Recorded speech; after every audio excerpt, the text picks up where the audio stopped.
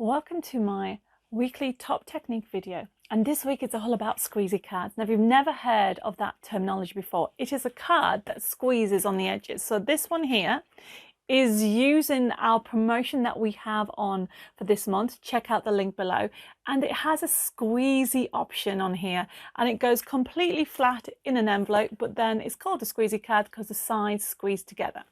Now in this video, I'm going to be showing you how to put this together from that gorgeous kit, but also I'll be showing you how you can create your very own squeezy card. Now the materials you will need is 2 pieces of card, exactly the same. I've used an A4 piece of card and I've cut it in half.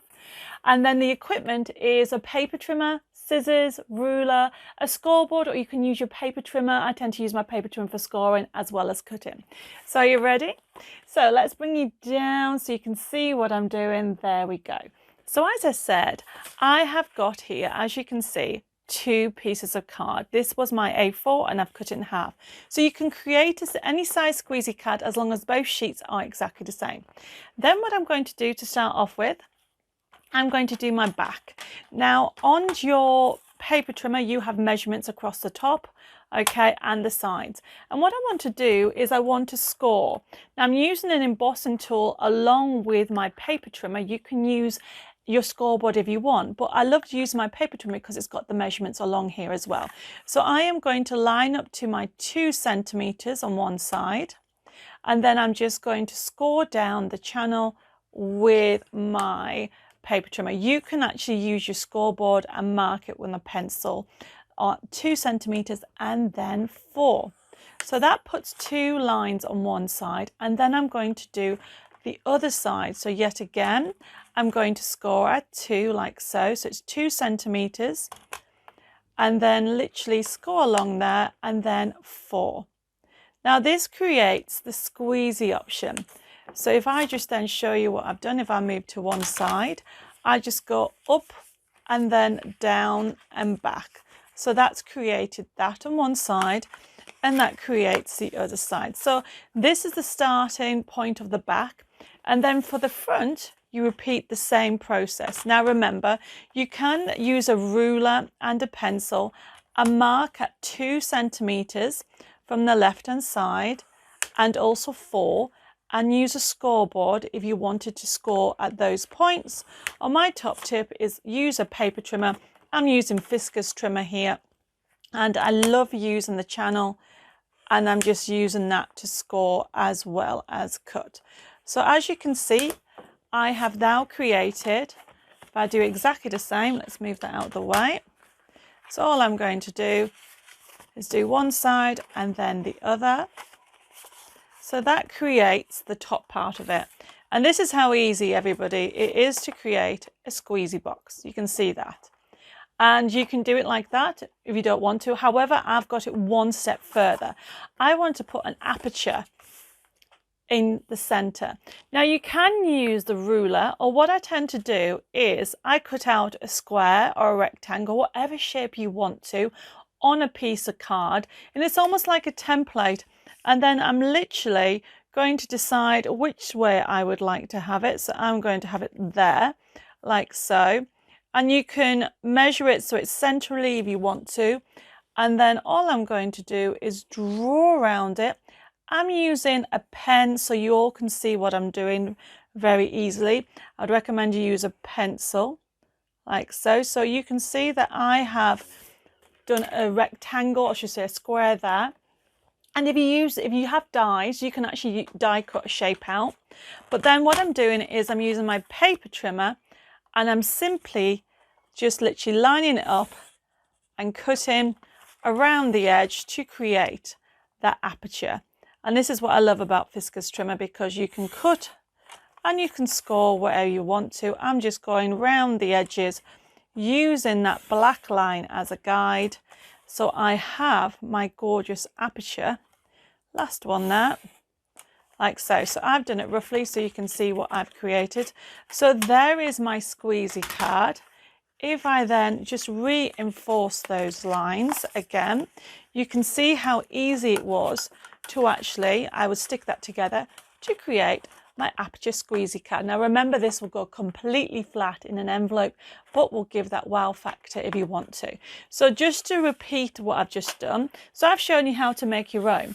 Now what we have on today's, or I should say this month's offer, we have this beautiful download dimensional kit, and it already has everything done for you.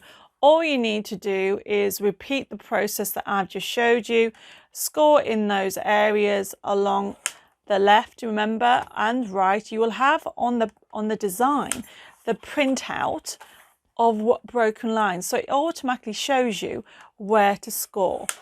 And this is what happens with all my kits. If it's a dimensional kit, I've done all the dimensions for you, and all you need to do is put it together. So very quickly you can see how this is going together. I've done one side, so that's the inside of it, like so. And then lastly, or I should say for the actual base, you just repeat the same process on the top. And you can see how this is a really good technique. By having your paper trimmer, you can just line it up like so, rotate it so you can cut and score at the same time. I've already cut out the aperture on here, ready to actually stick it together. Now when you stick it together, you can use double-sided tape, you can use foam pads, silicone glue. It's whatever you want to do.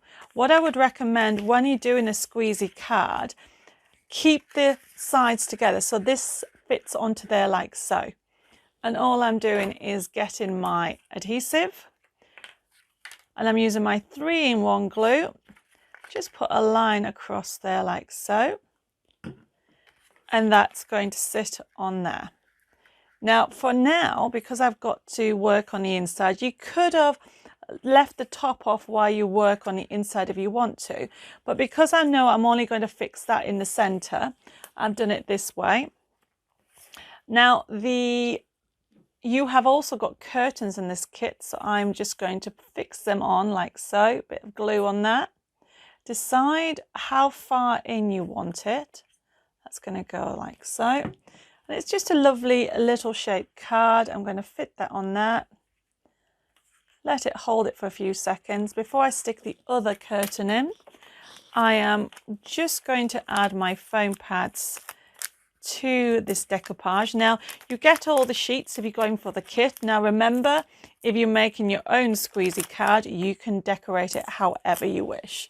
And I just need some little foam pads for the bottom like so. Oops, take the top off. I'm just using a pricking tool to pick up, and also, oops, it doesn't want to pick it up, put it on. So that's going to go there, and take the top off, and then we'll take that one off.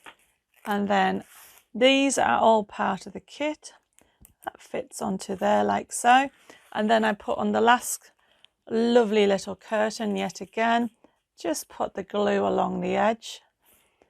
And then decide where you actually want to fit it. So I'm going to put it onto that angle like so. Make sure you've got it centered. And you can see how it's coming together beautifully. And then you've got your emporium details. Remember, all this kit's together. You can see how it's coming together. And then we're going to finish off by putting a lovely little foam pad on here, taking it off, and there you go. So as you can see, I've taken the elements from the kit. Make sure it's dry. I'm going to leave that to dry because that's a bit wet still, but here's one I did earlier. So I hope you enjoyed how to create your squeezy cards. Remember, you can create an array of squeezy cards with this technique. Here's another one that we've done in black card, like so. I hope you all enjoyed that lovely video technique. Have a go and happy crafting.